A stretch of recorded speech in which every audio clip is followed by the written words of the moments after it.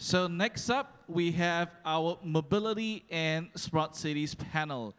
All right, so just to introduce, firstly, our moderator, Haslam Priston, from the head of digital business at the Jardine Madison Group. You want to come on stage? Round of applause for him, for Haslam. And the panelists, first we have Yasser Helmi, head of Smart Cities Asia Pacific at Cisco. Round of applause for Yasser. Next up, we have Niels Michaelis, Innovation and Digital Lead Consumer Facing Industry at Accenture. And finally, we have Kentin Vakit, Managing Director of NG Factory. So,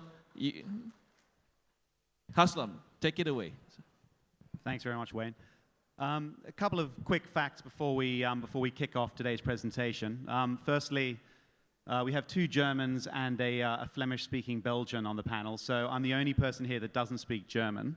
But I think we'll work around that one, so we'll keep it to English only, guys. And the second thing is, this is the best panel that will be held today. So I hope you're all going to be attentive. There will be no questions, but there'll be pearls of wisdom rolling off the stage here. And we've got a great panel for you. So just really to kick into a little bit of a preamble here, large cities today generate about 75% of the world's GDP. With the global population projected to grow from 7.7 billion today towards 10 billion by 2050, with an estimated 60% of that population estimated to live in cities, mass urban migration, not dissimilar to what we perhaps saw during the Industrial Revolution, will put a huge strain on the urban environment in terms of basic services, security, and infrastructure. In many countries in this region, this is already a reality today.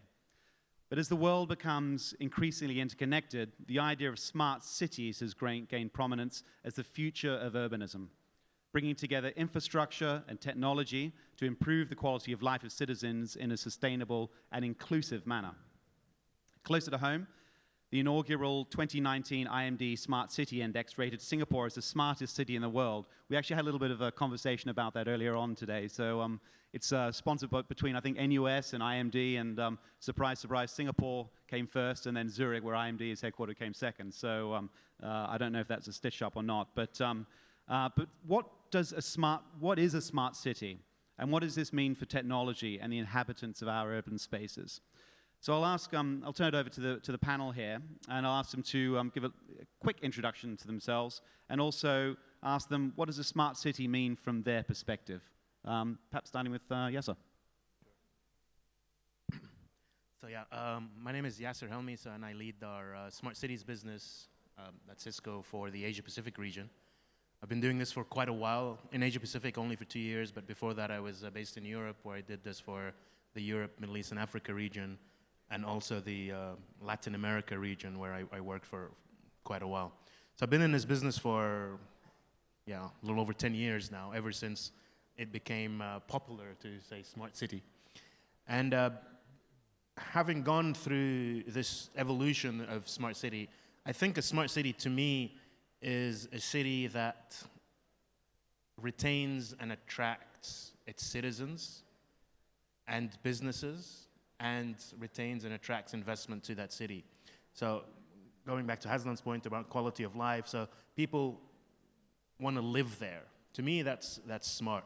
Now, wanting to live there means it's easy to live, its services are easily obtainable, affordable, and so on and so forth. And in a lot of cases, we turn to technology to make those things a reality. Technology to me is an enabler of smart city. It is not the goal of a smart city. At the end of the day, it is making sure that people want to live in that city and businesses want to thrive in that city. Great, thanks a lot, Yasser. I'll turn you over to Nils, the man who's not wearing any socks here today, but I wasn't going to bring it up, but I had to. Thanks for noticing. My name is Niels, so I'm from Germany. Have been living here for 6.5 years, and had the privilege to work across those 6.5 years a lot with government agencies, but also the regulator side in different parts of Southeast Asia and across the globe, and especially with mobility and automotive companies, to look after smart cities, the evolution of smart cities, their strategies, and also the execution. For me, mobility is a very, very big part of it. because the lifeblood of a city is the fact that we bring citizens of those cities and the guests, the visitors together. A lot of that has to do with the transportation system. A lot of that has to do with the infrastructure around it. And I think that's very interesting, especially if you look at the ecosystem component, where a few years ago we had a lot of startups coming and saying, we will single-handedly revolutionize the way that transportation works in these cities. We will put scooters out there or bikes, or we will do car sharing, and we will do it all alone. And today, I think the reality is that all of these companies are saying, our best friends and our best partners are the cities themselves. We can't do it alone, we shouldn't do it alone, and we have to work together. And that's a very big part, I think, of the ecosystem play today. Thanks, Nils. And moving on to I think the youngest and the best dressed here on the panel, Quentin. Hi, my name is Quentin Vaquette. So I run a venture capital fund for Engie. So we're a big international group in energy. And what we do is essentially we build ventures. So we understand that there's a couple of problems in the energy industry, and what we do is we try to identify them and then find entrepreneurs to come and work with us in order to solve these problems and build companies. And so, so we're still a little bit new. This year we've actually started our first year, but we've built 7 ventures this year. So it's been quite an exciting year. Now, for me, smart city is not really about cities. For me, smart city is about the digitization of the physical space. And so what it means is that whereas before a space used to be just a space, if you actually start outfitting space with sensors, but that can be a lot of different things, can be cameras, can be sound detection, can be anything, you start to making that space digitized. You start to make any events happening in that space digital, and then you start to be able to take decisions and improvements for that space. And so a couple of typical examples are, you look at buildings, you can suddenly start improving energy efficiency, or you can start improving utilization by using the feed from a CCTV and understanding which spaces are used and not used. If you look at industry, you can start doing predictive maintenance and actually reducing the workforce you need to run your same operations, or increase your operations, increase your yield, reduce your costs, and so on. And so for me, there's really 3 blocks. If you look at sort of the infrastructure that you have, it's one is the physical layer, which is IoT, sensors, call it whatever you want, can be your Google Home or something like that. You need to aggregate everything that comes out of that into a meaningful data layer. Can be as simple as a Google Cloud, can be as complex as a big Cisco system. And then you need apps, right? You need, like you have apps on your phone, you need things to actually do intelligent stuff with the data that's available. And so for us, when we talk about smart city, we really focus on that B2B space in how we convert buildings into more intelligent, more interesting spaces to be in. But Nils, I mean, what do you think is the problem we're trying to solve here with smart cities? Yeah, I think there's been a lot of hype around smart cities, around smart nations, around who is doing it the best globally, what is it really that's at the heart of it. I think here in Singapore, we get to experience every day a lot of progress being made around the smart city, especially around the citizen-centric services. There's hardly anything that I cannot do here without my SingPass and my phone, or let's say, all I need is my SingPass and my phone, and I can access a majority of the relevant services for myself. So I think the citizen-centric thinking has been very much driving adoption of data sharing, also between different agencies, your willingness as a consumer, as a citizen, to also share that data. Where we are still falling a bit short is exactly the point that Quentin was making. How do we put the infrastructure in? What are the use cases that we will be using it for? And how will we effectively use that data to make things better? So if I give you an example, a couple of years ago, all the mobility providers were saying, like I said, we're going to change the revolution here. We're going to take cars off the road. If people do car sharing, it's going to be good for the environment. There will be less traffic jams. There will be less cars getting put into place, and everything will be more beautiful. I just saw some research coming out of San Francisco. Since 2010, there's been about 30% surge in traffic in the city of San Francisco, car-based traffic. There's less public transport usage. There's more cars that are actually out there, especially for the short distances, the 1 to 3 kilometer very expensive short distances from a transportation perspective. Traffic jams have also gone up by 30%. So in that case, the element of smart city where people said, oh, we're going to have applications that will be connecting people to the best transportation modes have not yet worked. So I think more effort needs to be put into breaking through some of those. And there's a lot of other use cases as well. Thanks, Nils. And I think we'll get back to some of the issues about the sensory layer in a moment. But I mean, you know, a lot of this is hugely dependent on massive data flows from a variety of sources. Yeah, so what sort of issues do you see with all that data coming from various sensors and platforms and so on? Yeah, I think one of the key things is cybersecurity.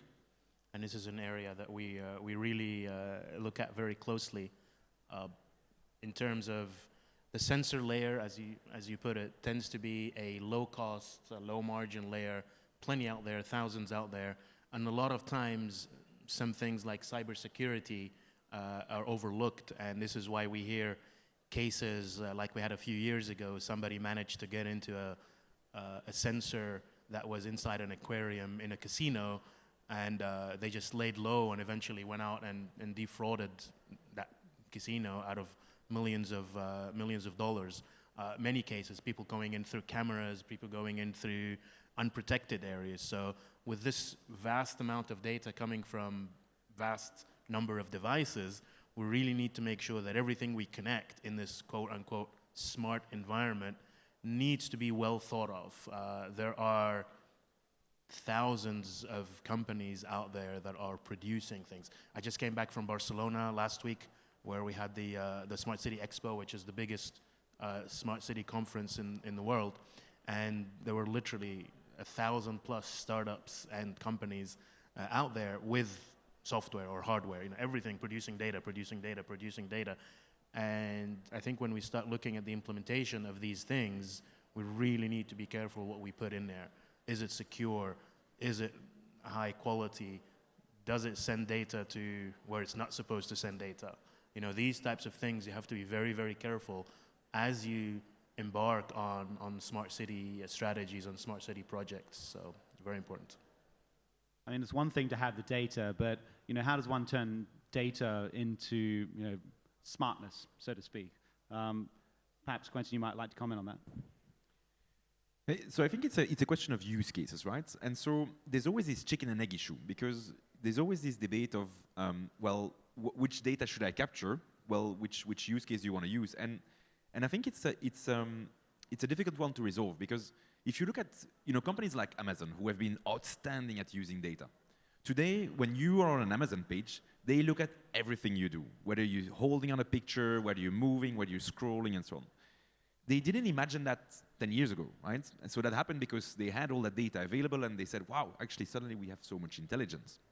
And I think we need to apply the same principle to physical space, which means that if we need to measure as much as we can and as cheap as we can, using hopefully what you call sort of general purpose sensing, where you sense a lot of different things and then you merge them together into signals.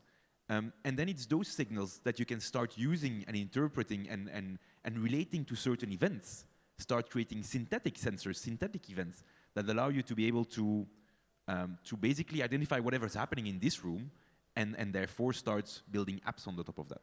So I think it's not an easy thing, because it requires that some people are going to put in place sensors that will have a higher cost than the business case will allow to. But it's those companies who will do that, who I think will get the same benefits that the large tech companies have had in the internet space, but this time in the physical space. I think the only complexity, if I may comment on that one, is so for Amazon, it's relatively easy to share the data within the group, and you have consent with as soon as you start buying something on Amazon. And I'm a big fan of it. I even used the pre-sale on Black Friday. We're not even on Cyber Monday yet, so it's a fantastic company, but it's in their ecosystem. Whereas the difficulty, I think, of the smart city is if you give me data, am I actually allowed to use it? What's the regulatory environment around it? Can you use my location data to work on optimization of any type of use case? And how do I actually get the regulatory environment into place for companies to do it in a sensible way? I think once that is solved, we will have a breakthrough and a proliferation of things around transportation, around safety in most other cities. We're very well off here already, but in other places, I think the whole safety component would be a very different one. And then also that sharing of infrastructure will become a lot easier. Well, I guess there's a sort of, sorry. Yes, go on. No, just around that. All cities and all companies and all entities really have a lot of data out there. And it really comes down to, what do we do with that data? And this is where I think the startup community really comes in to do intelligent things with that data that then are beneficial to the citizens, to the businesses, and indeed to the city or the corporation itself.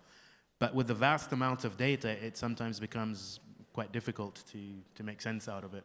And I think the next phase, which is already starting, is sort of the world of AI and ML, artificial intelligence, machine learning, is really creating the algorithms that can make sense of this vast amount of data, extract what makes sense, and build a business logic that is then beneficial to the city and all the stakeholders.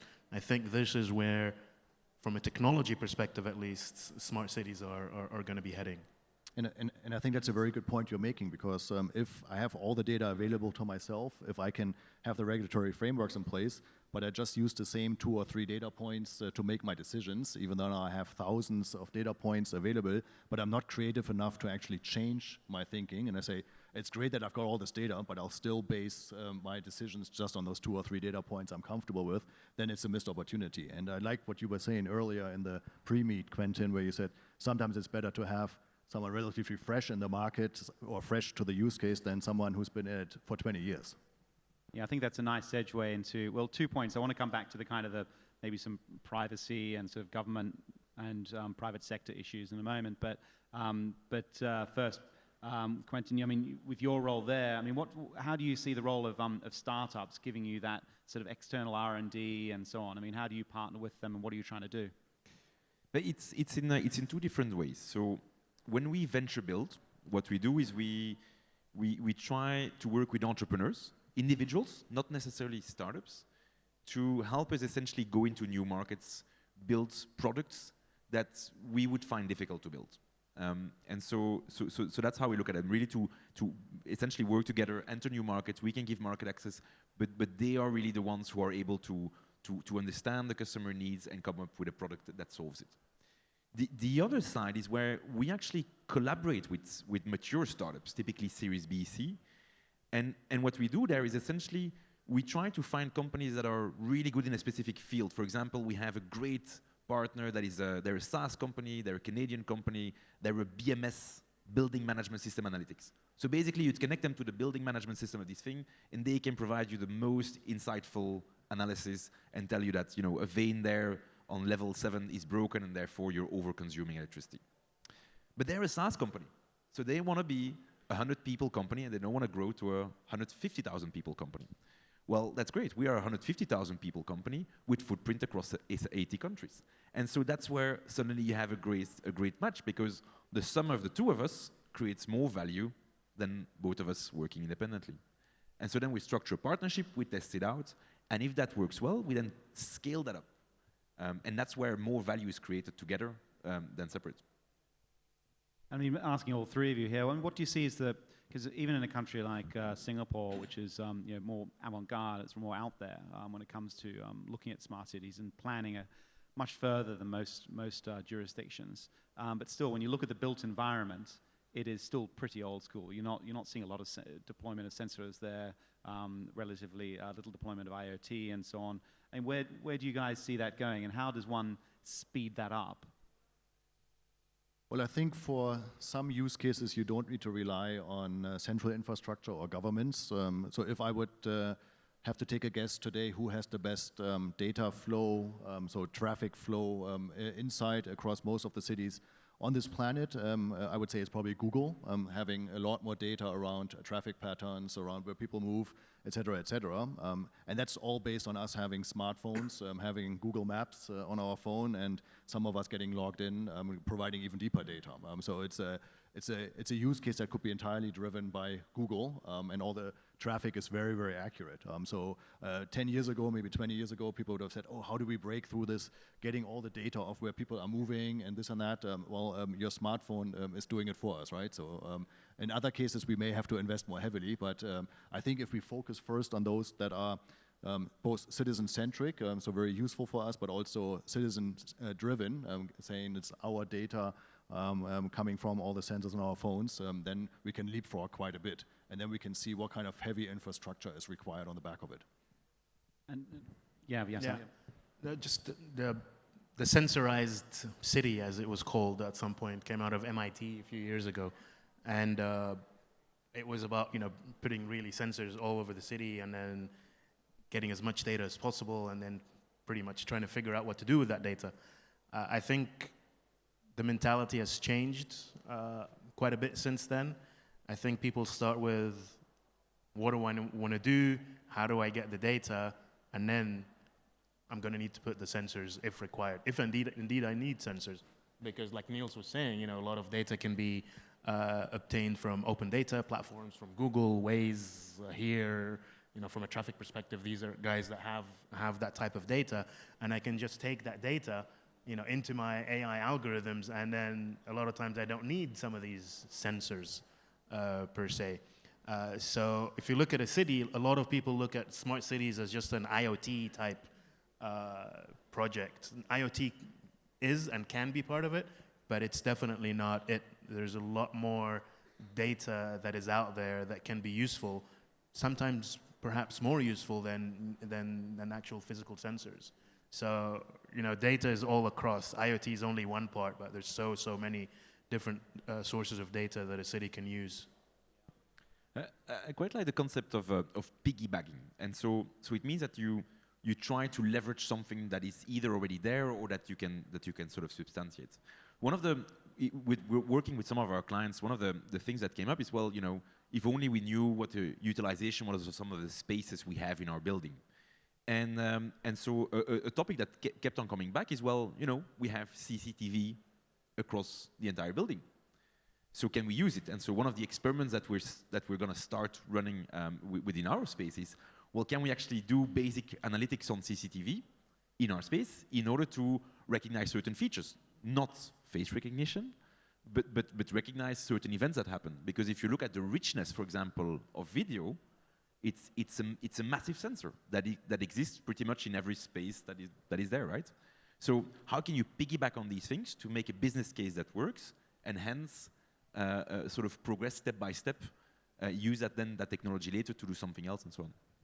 Well, I guess that sort of maybe brings us quite nicely into some issues about privacy and government and so on. I mean, you've seen a bit of a backlash against what Google's planning to do in Canada. I think we've all spent quite a bit of time in China. Plug and Play, tell me if I need to stop talking about this.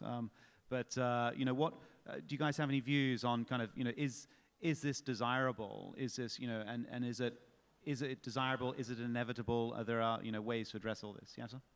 Yeah, that's a very, very interesting topic, and it is very dependent on where you are in the world. It is dependent on which generation you're talking about, because that's a very generational view as to the definition of privacy. I'll use an example. A few years ago in Niels' hometown, actually in Hamburg, we had a project where we were doing some traffic management using video analytics. And then some of the citizens of Hamburg, they started seeing these cameras going up. And obviously there was a big question marks, and there was an uproar. They went to the mayor, to the senator actually of Hamburg, and they said, well, this has got to stop. We cannot have this. And it took us 6 months to prove that these cameras were not used for anything malicious. And on top of that, we had to get a certification, and basically we had to pixelize anything that had a face or a car number plate or anything, and we had to prove that, and we had to put these little plaques next to each camera saying that this is happening for the people to accept it.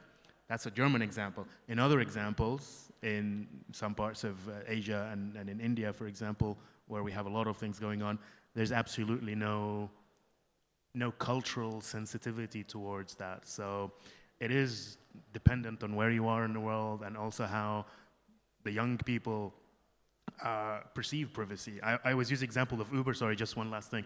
We always used to tell, our parents used to tell us, don't get into a car with strangers, right? What do we do now with Uber and Grab and Lyft and these guys? We get into a car with strangers. So there's a cultural shift that's happening here with the generation, in addition to the geographical spread. Yeah, I think quite interesting. I guess one of the first phases of the demonstration you saw in Hong Kong was tearing down lamp posts and signposts that were sensorized. Yeah, which tells you where some of the younger generations thinking of in this. Quentin, any thoughts from you? But, I mean, this is a really, really important question. And so if we see what, the debates we're having about, Facebook, Google, and the impact on our privacy, imagine the debate we're going to have when your physical life is equally digitized to your Facebook life. And so the debate will be 100 times bigger than what we have today. But yet, I don't think it's going to stop anything. This thing is happening, right? The physical space is going to be digitized. We're going to have applications the way we have them today in our digital life, in our physical life tomorrow. And the question will be, how do we deal with all these things? And I don't think neither of us here can have an answer to that, but that's going to be a public debate that's going to continue to be ongoing. Niels, I guess Accenture's making massive fees off helping people sort of think about some of these problems. Care to comment? Well, I can't comment on that first one, but I do think it's a very emotional topic in terms of what good looks like. China is very full of cameras. I would say probably in China, the authorities know within 2 or 3 minutes exactly where I am and what I was last doing. San Francisco, which is very leading in terms of technology, has just banned the use of facial recognition. There was a use case recently in a school, I think in Texas, where they actually managed to stop a child abductor from entering the school because he was registered and they had some cameras outside looking for individuals. And then the question was, do we like cameras in schools, yes or no? I personally, I've got 2 kids. I wouldn't mind cameras in our schools here, and I don't see the downside. At the same time, it is, in a way, an invasion of privacy. So I think it's almost like use case by use case. It gets very, very personal. But I mean, the face is one thing, but we can be tracked on many other ways too. The most personal data record that you have is that underlying rhythm of your heart, which is even more unique than your fingerprint. And I'm sure there's technology out there that will allow us to measure that underlying current of my heart. And so even without seeing my face, someone might know that I'm sitting right here, right now. I don't think it exists yet, but I don't think it's far away, right? And that will give us use cases where I can go into any of your buildings without a QR code, without facial recognition, because the door will just open for me. I can get in and out of an airport like Changi through the secure zones in the same way. So all of these things will come in a way, and we have to find the right forms of regulation, the right forms of self-restraint, and I think that's also an industrial part. So yes, we can do a lot of things. Do we have to do everything? No. Do we always have to be maybe a little bit ahead of the curve of self-constraint? Yes, because otherwise things can get out of control. Okay, we've got a few minutes left. I mean, I'll just ask for a few sort of concluding thoughts. I'm starting with Yasser. Yeah, I think the concept of citizen centricity is definitely key. When we first started this sort of smart city movement, it was all about technology and sensors and so on and so forth. It was about how much technology can I get in. This quickly dissipated into how can technology help the citizens. So I think, when you're thinking about building a smart city app or something that is beneficial to a smart city, always think citizen first. And the second thing is AI, what to do with the vast amounts of data that cities are already possessing and are going to generate with time. So, yeah. Thanks, Yasser. Niels? Yeah, I think I do see a very bright future. You see some companies experimenting with it more than others. I was thinking, as you were just talking about facial recognition, all that, I think it is TUI, the travel company in Sweden. They basically offer to their employees to implant a little chip to give them access so they don't use the underlying current of your heart, but they actually have a little biochip which allows you access controls, and it also allows you to pay for your lunch and your drinks. Yeah, I think so the connected human is the next exactly. stage, isn't it? Yeah. So I mean, all these things are happening, and so it's like I said, I think it's just a question of us developing the right use cases, having self-constraint, and somehow keeping the citizen at the heart of it all. Thanks, Quentin. Yeah, so I think an exciting journey ahead with a lot of business model innovation in a physical space that we haven't seen before, that is digitized. But to come back on our point we last discussed, I think we're gonna see a very bad side of this play out as well, and I think mostly in repressive regimes where you'll see the very negative side of this benefit that's in a place like Singapore, of course, is amazing. In some other places in the world, we'll see that play out very differently. So I think that's something we need to be aware of, and probably as citizens generally make sure that these things are communicated about and are acknowledged. Thank you very much. Well, guys, I think we're pretty much out of time here. So I think when the votes are counted at the end of the day, I think this will be considered the best panel of the day, with a powerful bunch of speakers. And so, guys, thank you very much. Awesome. Thank you to our panelists, and thank you to Haslam for doing such a great job moderating the panel. Thank you. Thank you very much.